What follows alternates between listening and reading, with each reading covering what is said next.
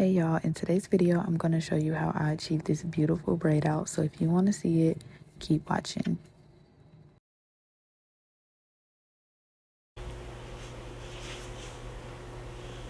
So first up, I use Wetline Xtreme gel for hold, and I use Melanin's twisting cream. I don't know why I didn't show the container in this, but I will put clip art on the video so you can see how it looks.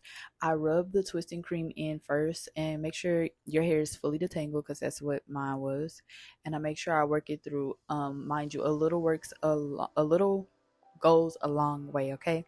And you will see in the video. Oh no, you won't, because this is the second time I tried it. I learned from my mistake and did better this time. But yeah, so a little goes a long way. Then I use a little bit of the Wetline Extreme gel, and as you can see, the twisting cream does really good. I really want to try it for a wash and go because it clumps my hair really good with the Wetline Extreme, as well as it feels moisturizing.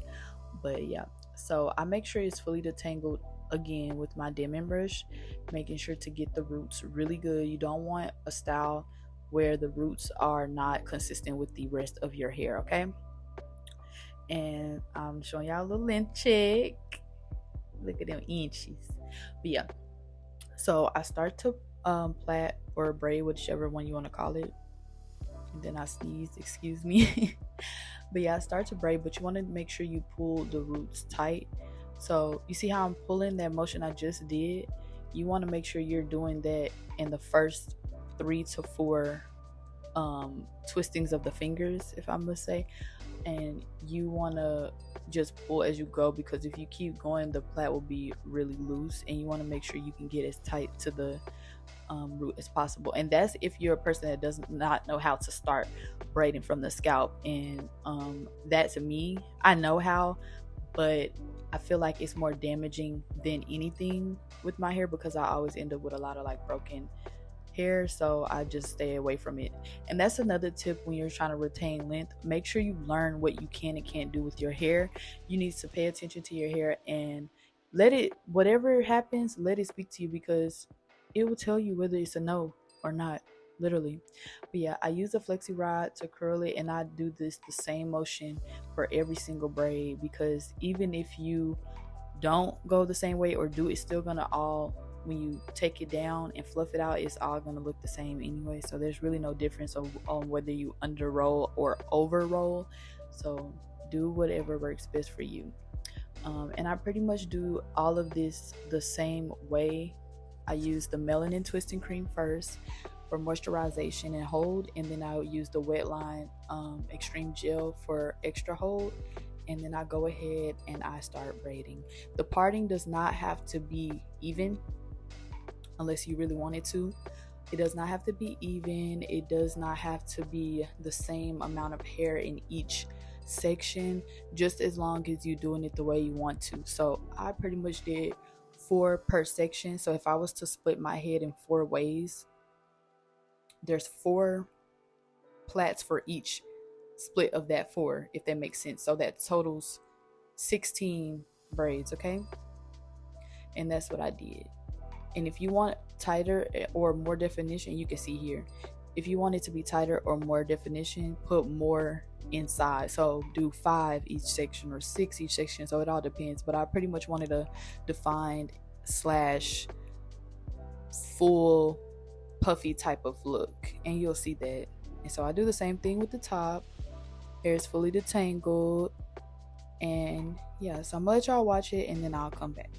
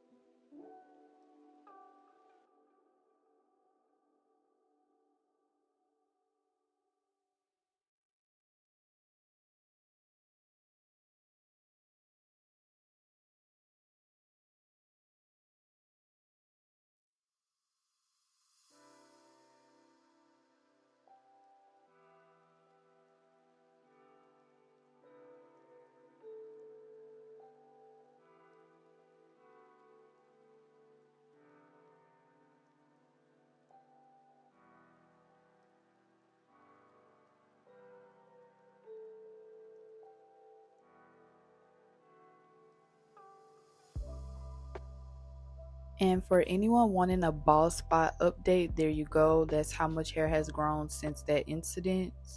It's really a little bit longer than that, but for the sake of this video, I don't think I really paid too much attention to it. But it has grown tremendously. I haven't really used much of anything on it. Like I told you, I let my hair grow, but I can tell you some things I've done to maintain and some oils that were sent to me that worked in my opinion as well. But I can't lie to y'all, I have not been the most consistent, but you will see that when I do styles like this, I do use those oils. Okay, so yeah, whenever I think to use it, I'll put it on there. If I don't, I don't. So but it has, I will say, it has played a part in my hair getting that spot of my hair getting back to where it's supposed to be, or growing in general. So there's really no difference in the front. I do the same exact thing, and I'm showing y'all how it should look. No, they're not heavy. No, they don't bother me. This is how it looked in the morning when I took it down. That's the oil. It's my Guardians, and I'll put the Instagram of who sent it to me. Yeah, and I put a few drops on my hands, and I spread it on top of my scalp, and then I work it through and take the braids down. Y'all, that oil smells so good. Like, it's not even funny. So if y'all were to support them and purchase the oil, you will not be dissatisfied or unsatisfied. You will be satisfied. It smells good, it's moisturizing, it helps your hair grow. Like, you have so many pros. Okay, so yeah, I take it down and I take my time. Your hair will tell you what you did. You're unraveling what you did, so your hair will go in the direction of in which you had did it. So don't rake through while doing this, because you're gonna make it more frizzier than it has to be. Sometimes I like a little frizz. A little frizz makes it look full. I already have full thick hair, but the frizz just adds a little bit of a touch. Sometimes, not all the time. But yeah, so that's what I do. I take my time, and that's how it ends up in the look at the ends. They look so good, and everything looks consistent. It's not something that's just standing out. So I do this, and yeah, I'll let y'all watch it, and I'll come back. But make sure every once in a while that you are putting a little bit of oil on your hands. I don't do a lot because I don't like my hair to be oily, and I think that's one of the reasons why when starting over and doing my big chop, I didn't use a lot of oils, because I don't like my hair to be oily. So yeah, or any hair growth oils or anything, because of that matter. So it's a pet peeve. Everybody's different, and genes do play a part into it, as well as hydration and diet. So just be mindful of that as well.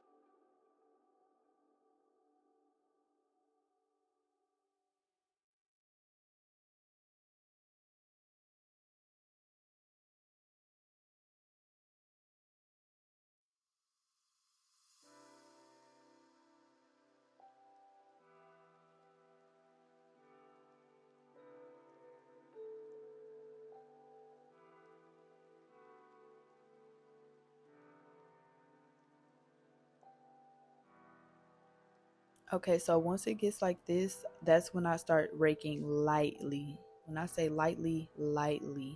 And then I go ahead and I massage the roots, because those partings will be in there. That's why I don't want it to be perfect parts, because of that.